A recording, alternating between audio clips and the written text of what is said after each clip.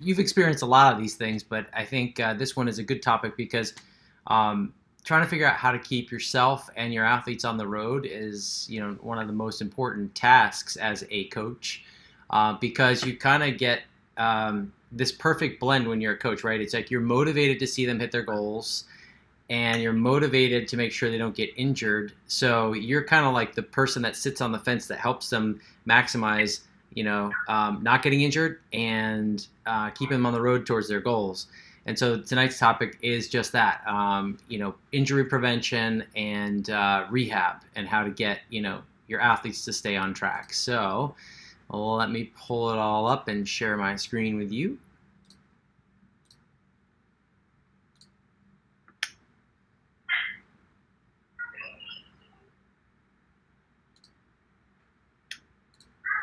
All right, Kyle, you're good to see that?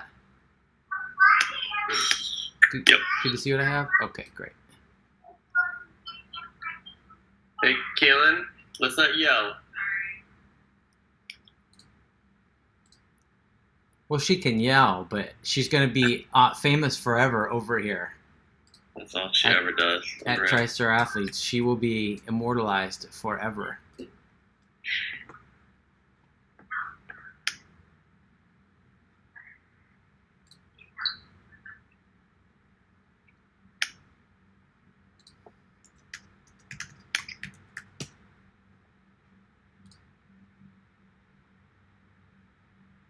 All right.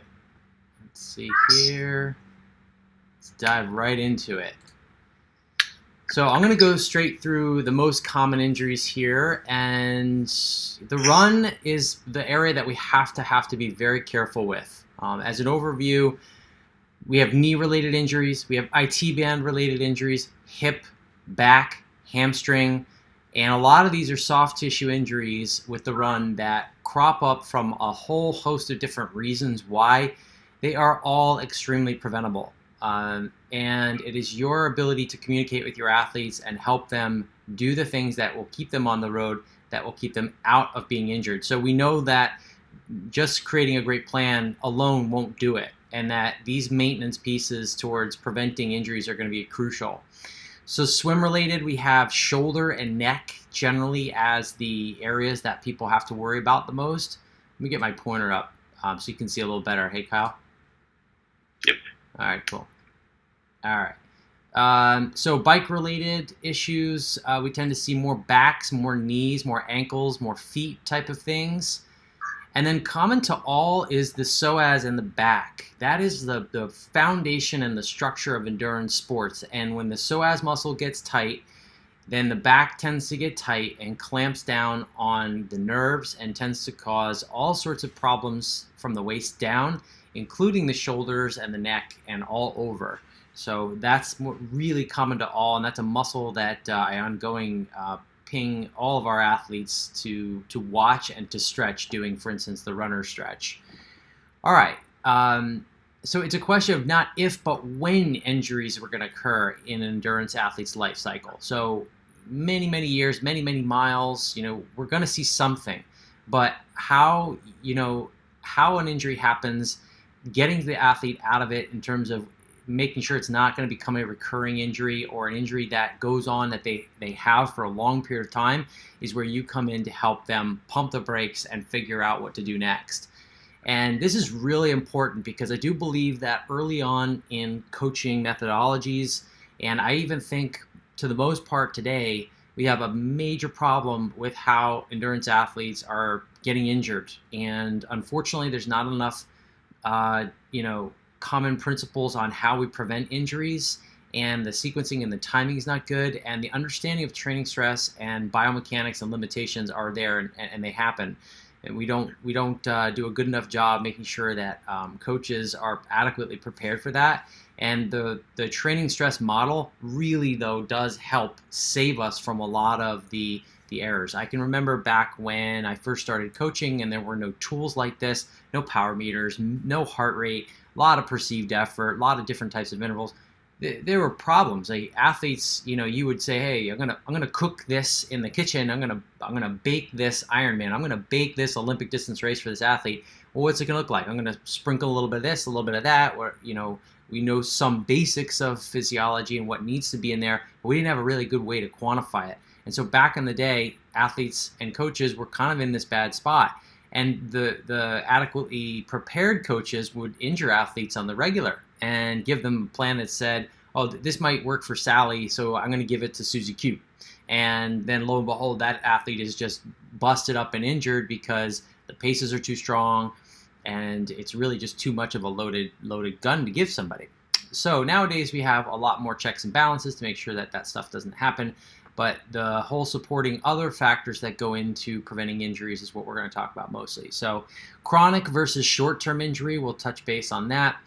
Injury notes I've posted for you guys is here in this link. I dropped it in there. This is kind of a decision support system that will walk you through how to, basically rehab your athletes depending upon their pain level, how long they've had that pain, and I'm going to walk you through that a little bit. So helping your athletes to determine your pain level for your athletes. If the pain is on a scale from 1 to 10, let's say it's a 4 or less on a scale from 1 to 10. Here's the following that I recommend you do. Short term, you need to rest the injury for 48 hours. This is an immediate hard stop where you don't do anything and don't give them any access to running specifically. And most soft tissue injuries are going to resolve within the first 48 to 72 hours. And it amazes me how quickly people can turn on a dime and get that to fix itself. If you decide to train during those 48 to 72 hour windows, all bets are off on how long you're going to reset that injury. And the problem is when you get an injury, it compromises the structure of the body, and then the body has to recruit more muscles to produce the same output, and then suddenly you make the injury worse by either torquing on it, creating even more inflammation than was there, because when the injury happens, there's a certain amount of inflammation, and if that inflammation is present, then dysfunction happens. So again, pain is on a scale from 1 to 10, a 4 or less. That's really not all that sinister. So we can switch to other activities that cause no pain, for example, swim or easy spin on a bike. You can consider not stretching any inflamed areas, as this will only keep the inflammation with the injury and not allow it to heal. I think that Advil is okay. For those who have a medical condition that they need to check with their doctor, then you can ask your athlete to do that. But I think Advil is just fine as long as it's limited and it's not done during training. So you don't want to mask pain during activity, but you can certainly do it outside of activity and to help reduce that inflammation. I am going to share with you, Kyle, and the other coaches all of the what I will call secondary workouts that your athletes can do as a function of rehab. There's a library for that. There's also a library for what I call the extra credit workouts. And I'm not sure if I shared that with you yet or not, Kyle. Have I? I don't know. I can check. Okay, that's cool. Either way, I'll double check and make sure you have it after this call. All right, so if there's after 48 hours with no pain, then what? Well, that's a very good sign. Then you don't have to limit them as much, but you definitely want them to come back on slowly with their training. So if they got hurt running, then we know the first several runs back are going to be extremely dicey. And so we almost want to have them walk run. Maybe it's walk on an incline on a treadmill. And there's a progression, maybe it's almost 5 to 10 days that you walk them through this very low intensity factor, 55, 65 IF or less. And it's going to feel guilt-provokingly slow, and they're going to say, no, coach, it feels great. I hear that a lot. And just give yourself that freedom in your mind that the athlete wants to train. We know they're hungry, but you have to pull them back and say, hey, you're not ready yet. Your body's not quite ready yet. And if we just put in this small insurance policy, you're going to be much better on the back end of this. So if the pain is less, and we're talking no pain after 48 hours, we're talking lightly stretching the affected areas, but not too deeply. Scratch that note on normalized power. I need to delete that. Run injury. So I want our athletes to ask you guys for permission to run again or permission to do these workouts again if there's an injury, because that will give you an assessment. I oftentimes will drop a note into an athlete's block that says, no running today unless we talk about it first, or I'll just pull it all out and hide it. You can ghost it out so that the athlete can't see it. You can literally hide it, which is a good idea. So if there's after 48 hours with no pain, and here's a catch that you want to have for your athletes in day-to-day life, you got to make sure that they're not experiencing pain there. Only then can you start thinking about doing activities and training, quote unquote, getting back to being active if there's no pain in day-to-day life. So consider easy activity that does not affect the injury. Example, swimming, easy cycling, and as I mentioned, no Advil pain meds during that activity. It's really important, as I said, the first few days back to training to have the highest chance of injury relapse. And the goal is, getting back to being active, and you don't want to allow that athlete to go right up to the point of feeling the injury. That's a reset. That's a reset right to the start of the injury. And then you just push the time horizon until they get back to substantive running or any type of activity for that matter. So that's a major mistake, and it can really blow a season if you're not careful. And it's just something worth just pumping the brakes. There's plenty of other stuff that you can do as a multi-sport athlete or even a runner. So the goal should be to successfully not feel the injury during these first few weeks and get through them easy and pain-free. If they summit the first 4 and 5 sessions after an injury, you're pretty much off to the races, pretty much, as long as the load and the intensity factor isn't too high. So if pain persists after 48 hours in day-to-day life, rest and no activity, that creates inflammation to the affected areas of the body. If pain affects and is persistent after 5 days, then you need to seek medical advice. And we're talking about, hey, the pain isn't getting better, it's either getting worse, or I'm not seeing any improvement. And that's when I want to coordinate with the doctor and get someone back on track. Now, if the pain is a 4 or greater on a scale from 1 to 10, in the short term, you rest the injury for 48 hours. Don't overstretch it, especially like hamstrings, for instance. People want to stretch a tight and affected area. That's not a good idea. You're going to introduce more inflammation. So you want to allow the injury to heal. Then you can do some massage, for instance. And then after there's no pain, then you can start thinking about stretching. After 48 hours with no pain, that is considered long-term. So lightly stretch the affected areas, but not too deeply.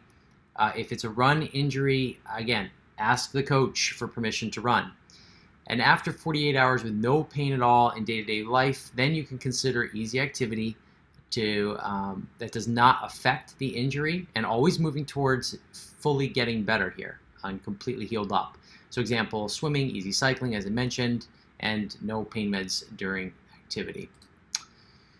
So let's see. Kyle, any questions on that so far? No. Okay, cool. All right. It's pretty self-explanatory. A lot of these are, just a lot of learning from just seeing a lot of athletes and what works for them. And I don't think this is quite as, as involved and as depth of a topic as we've had, in some of our other discussions. But it is a really important one towards seeing the success of athletes, because we know that the consistency over time of training is where it's at. And that no single session is going to make it, make or break you.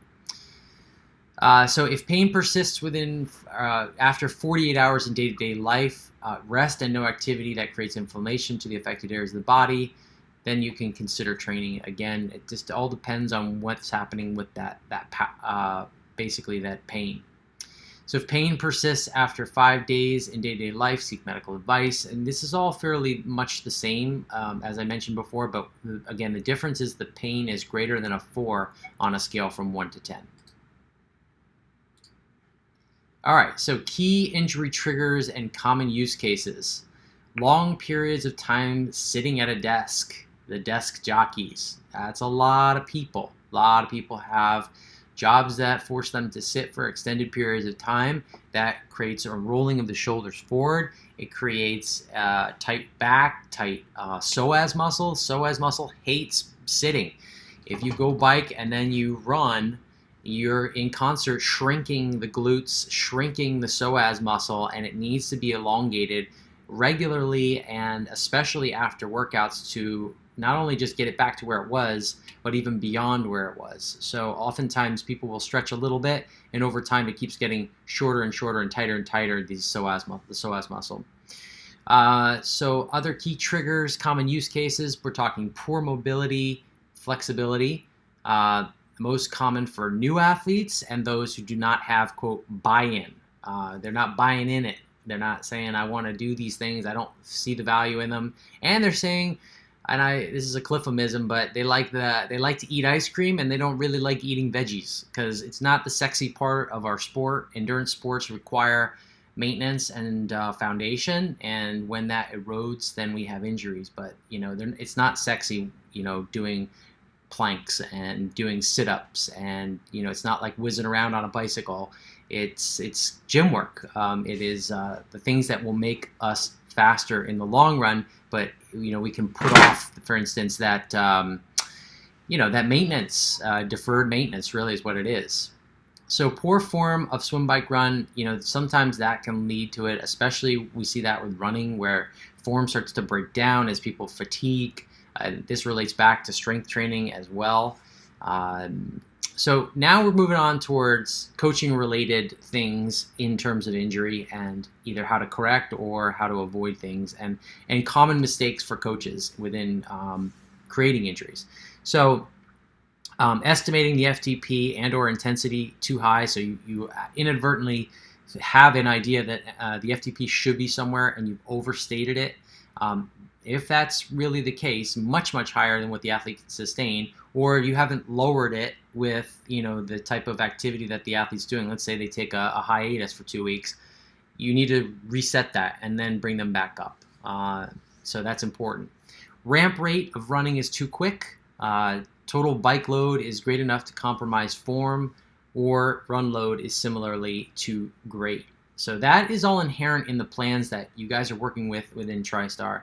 So you don't have to worry about ramp rate and crushing your athletes unless you go off the reservation and you start throwing a lot of things on their plan without looking at what their training stress balance is. But the plans themselves are balanced in that way, so you don't have to worry about at least the ramp rate. You may have to be careful when an athlete comes back for injury. For instance, you would have to go in and do a little surgery, pull out their runs, and give them these substitute workouts for a period of time, and stick to your guns when you do that. You have to make sure that your athletes understand why you're doing that, and that they're going to be, successful in the long run because of it. The quick math on it goes something like this. You have an injury, you limp through it on and off, you take a week off, you take another week off, and then you run on it and you hurt it. And then suddenly 3 or 4 months have to go by of limping through a season, when in reality, if you had just hard stopped it, rehabbed it, strengthened it, and then maybe that process is maybe it's only a week, maybe that process is only a month, but it's certainly not 3 months to losing a whole season.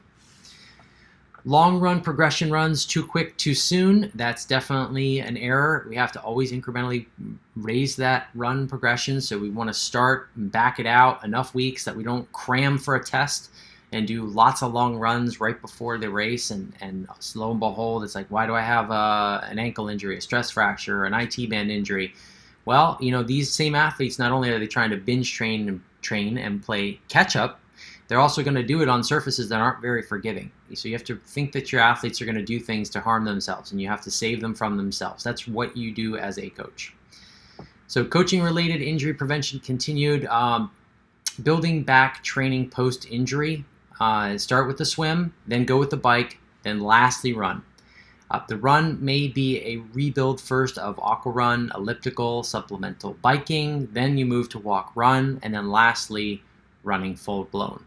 And that's really the order that we want to try to do it. And that's the least chance of causing further injury or relapsing.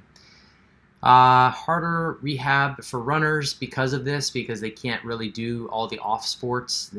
Some runners just really have a hard time doing aqua running. They have a hard time getting on a bike. So these are things that you have to factor in and figure ways to keep it fun and keep it interesting for them, because it can be a bit of a blow to be sitting on the sidelines like that, and you have to figure out how to keep them motivated through their training.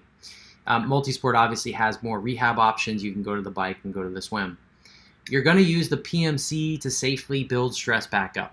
The ramp rate of the bike and the run can be greater if the athlete had a good base prior to the injury, and hence this is why the importance of data accuracy and thresholds and training stress.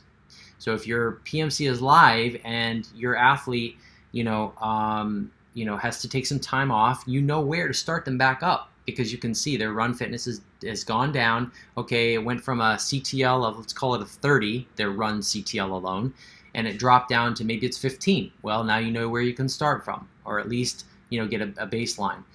Biking and swimming, you can flex up much harder if that athlete already has a base. So if you see the CTL has dropped pretty significantly, those athletes who have a lot of experience can actually jump back up a bit quicker if they had base to begin with. This is continuation of coaching-related injury prevention. So race adjustments, especially with the run. You may have an athlete aquabike and or skip run races. Because you really just have to keep the eye on the prize. They may have an A priority race that's really important to them. So would it be smart for them to not run in a local race that doesn't mean quite as much, for instance? Then that's a good idea. Run injuries can shift an entire season. It's not uncommon for an athlete to suffer an injury and not run for 2 weeks to a month. But this does push the recovery and the race schedule forward a month or more. That's why I like to have an alternate A priority race that's timed a little bit later, just in case there as a backup. That way it keeps the season kind of going and keeps everybody excited and motivated towards hitting their goals. When coming back, do not allow your athlete to test the injury until they feel it. I've said this once, you'll hear it again, but you do not want them to go. It's kind of like wanting to just pick a scab. You just want to see where it's at. And the reality is, as soon as you feel it, it's already too late. So that you got to really hammer that down on your athletes and let them know that that's the case. Other additional injury prevention and rehabilitation items to cover. The psoas muscle is the linchpin to all of their injuries. So I've given you guys the runner stretch to reference there. It is like you've been winding somebody up internally and tight, and everything pulls tightly from that point, that central location. Mega workouts, there's no such thing. There's no such thing. You can do them, they happen, but there's no value in them because they're just going to ruin your training and cause injury. And we're talking about overdosing on training, binge training, big sessions, hard and long. And that's just poor planning. So there are key sessions that an athlete is prepared for, but they never should do a session that completely nukes them or blows them out. Consistency day in and day out trumps singular gains. So other injuries and sickness, they do crush the potential, and they really need to be mitigated at all costs. The time horizon to performance must be calibrated with your athletes to risk tolerance, long versus short. So if they're saying to you, hey, I need you to help me get to this goal, and I've only got 6 months, and I'll never do the sport again, that might be very different than somebody who says, hey, look, I'm going to take 2 to 3 years, or maybe it's a year, and figure this out, and I'm going to do it in a sequential and safe, smart way, or I want to take some moderate risk tolerance. So it's kind of like investing almost, but you need to know what your athlete's tolerance is for that stuff. Sickness is it stinks really bad because, as you get sick, you're starting to lose performance on the way in.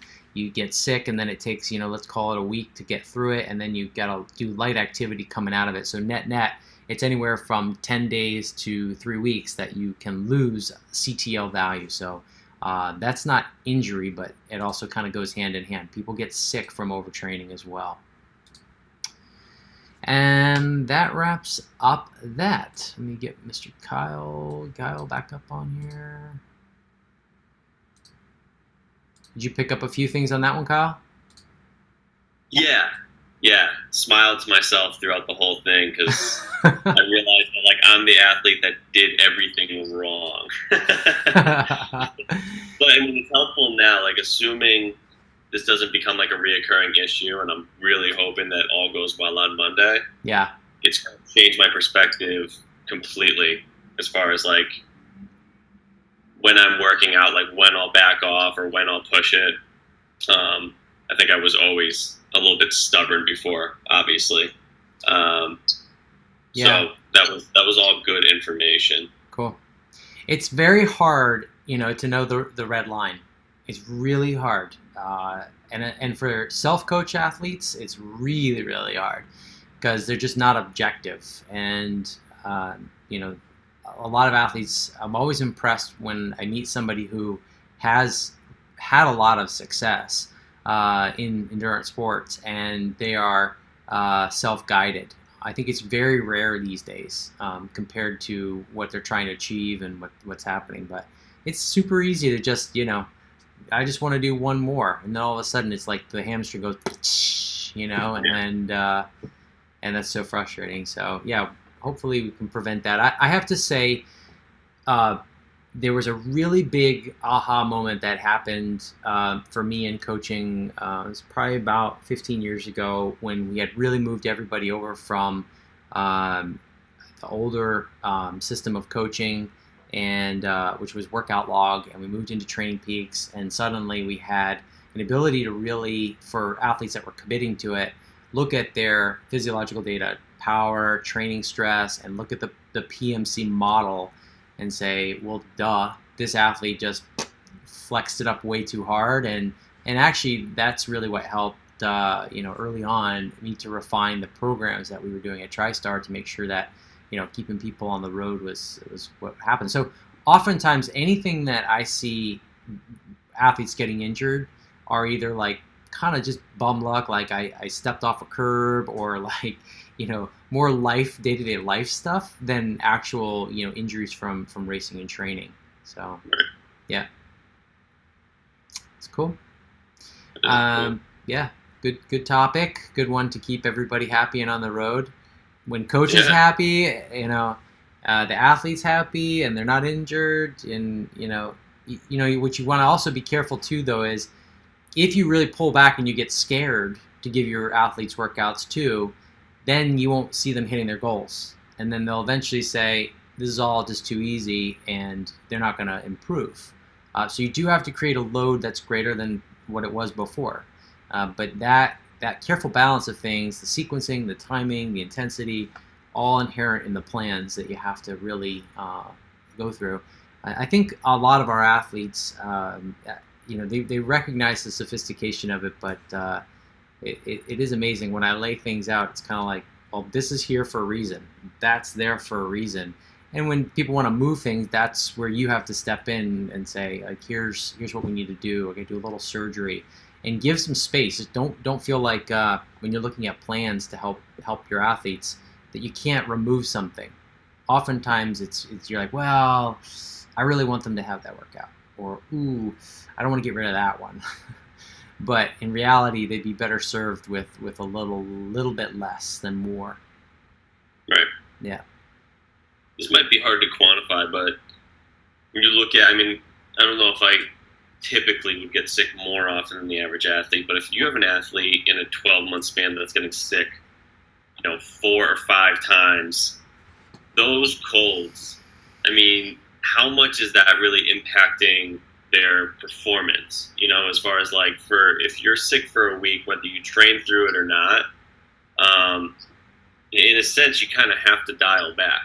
Yeah. Right. And so, how much time are you losing? Like that idea of drinking, like you have, a few drinks, and like this is how much you've lost as a result. Is it similar with colds? Colds, it depends. So if you're able to, like, for instance, get on the bike and soft pedal and keep your heart rate just at a very low output and not be so sick that you can't get out of bed and you can't do anything, that's the worst. That's probably if you're having a cold or like a flu or something like that. If it's kind of like you're just limping through it and you have to go through the motions, or you missed a few workouts, that's not so bad because you're still maintaining that aerobic base, that cardiovascular conditioning. So if you were to say how bad is that, well, what would you miss? You miss a little bit of the intensity. So maybe you're focused on the bike, for instance, and you miss some key bike workouts. Well, how negative is that? In the grand scheme of things, 1 week, not major. That's something that can be made up in the summer. If it's like I had to take a week off and then I got back into it and I rebuilt the aerobic piece, because you do lose all that cardio, or a lot of it, during that 1 week. And then you finally, in the third week, get back to doing, controlled, good power workouts on the bike or the run. that's a big loss. So you basically are set back a month if you think about it that way.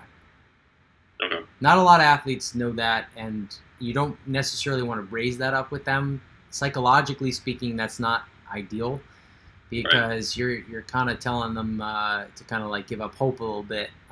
But in reality, the max that they can give during that juncture is only going to make them that much better when they come out of it. So every day you're doing something has an impact. So you kind of want to motivate them to stay in on it. So yeah, that's one that I don't tell a lot of my athletes too often. And you may have an athlete, you're coming right into their key race, right? And they get sick, and I mean, you don't want to reveal to them, how negative that might be. They may have still a very good race. In fact, more experienced athletes can rally back and have good races. Inexperienced, more newbie athletes will lose enough fitness that it can be fairly detrimental. But as your champion, you kind of and coach for them, you have to kind of carefully hedge. Like, you acknowledge you don't want to blow them off and say, well, that's that's not going to affect you at all. Say like, we have to factor that in, but you did have everything that came before that, which was definitely a lot. So. Right. Yeah. That makes sense. Yeah. Okay. Nice.